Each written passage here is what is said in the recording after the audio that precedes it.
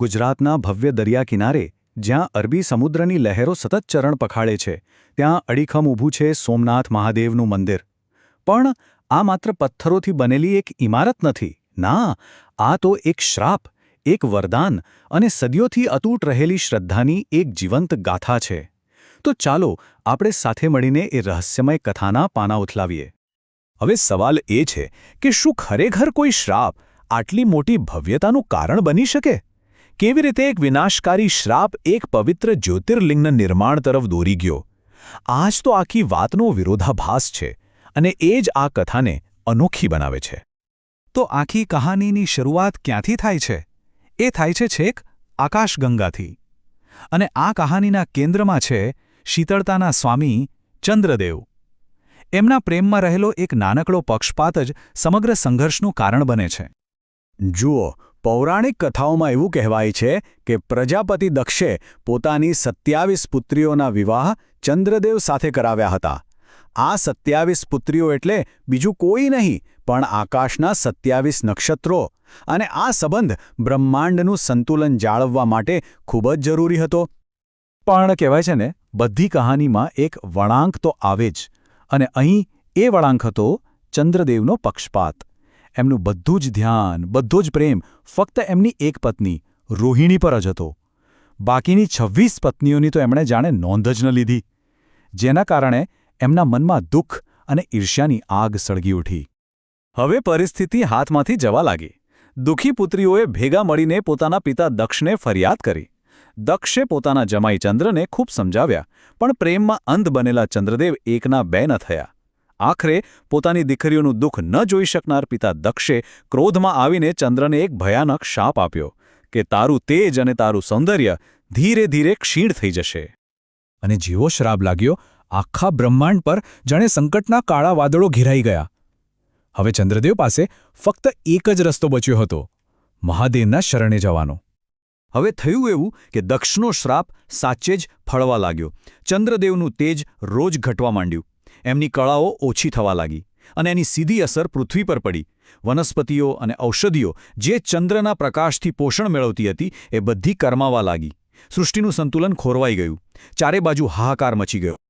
આ મહાવિનાશમાંથી બચવા માટે હવે શું કરવું?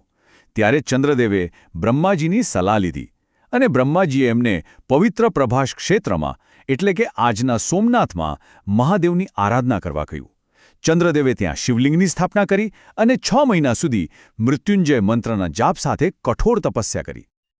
ચંદ્રની આટલી કઠોર તપસ્યા જોઈને મહાદેવ પ્રસન્ન થયા. તેઓ પ્રગટ થયા. એમણે ચંદ્રને જીવનદાન આપ્યું, પણ સાથે એ પણ કહ્યું કે દક્ષનો શ્રાપ સંપૂર્ણપણે પાછો નહીં લઈ શકાય. એટલે એમણે એક ઉપાય કાઢ્યો. એમણે વરદાન આપ્યું કે ચંદ્ર મહિનાના 15 દિવસ ઘટશે, જેને આપણે કૃષ્ણ પક્ષ કહીએ છીએ, અને પછીના 15 દિવસ એ ફરીથી પોતાના પૂર્ણ સ્વરૂપમાં પાછો આવશે, જેને આપણે શુક્લ પક્ષ કહીએ છીએ. બસ આ રીતે ચંદ્ર અને સૃષ્ટિ બંને બચી ગયા. શિવજીના આ વરદાનથી માત્ર ચંદ્રદેવને જ નવું જીવન નહોતું મળ્યું. અહીંથી તો આ પૃથ્વી પર એક એવા મહાન તીર્થ સ્થાનનો ઉદય થવાનો હતો જેની કલ્પના પણ કોઈએ નહોતી કરી. શ્રાપમાંથી મુક્તિ મળ્યા પછી ચંદ્રદેવ એટલા ભાવવિભોર થઈ ગયા કે એમણે શિવજીને પ્રાર્થના કરી કે તેઓ હંમેશ માટે એ જ સ્થળે નિવાસ કરે. મહાદેવે પ્રાર્થના સ્વીકારી અને ત્યાં જ જ્યોતિર્લિંગ સ્વરૂપે બિરાજમાન થયા.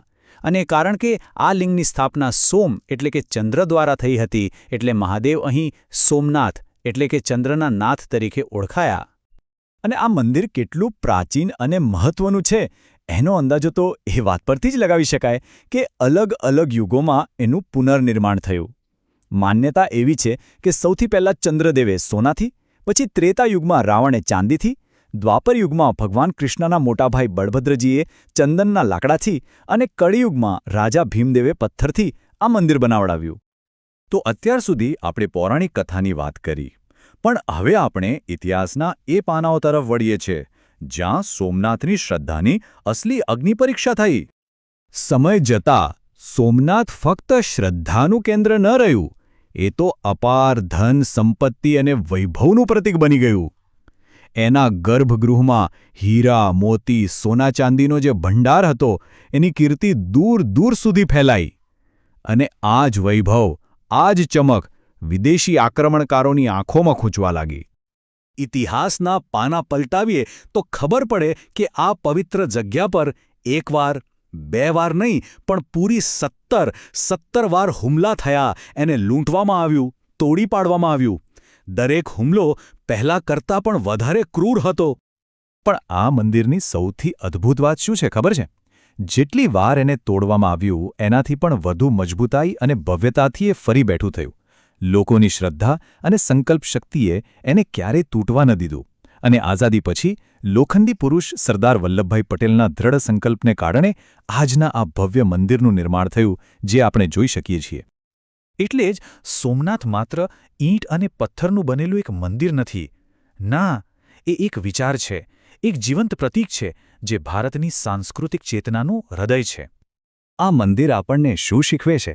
એ શીખવે છે કે તમે ભૌતિક ઇમારતોને તોડી શકો છો, પણ લોકોના દિલમાં વસેલી શ્રદ્ધાને, એમના સંસ્કારને ક્યારેય મિટાવી નથી શકતા. આ મંદિર હજારો વર્ષોની અતૂટ શ્રદ્ધા અને પુનર્જન્મની જીવંત ગાથા છે.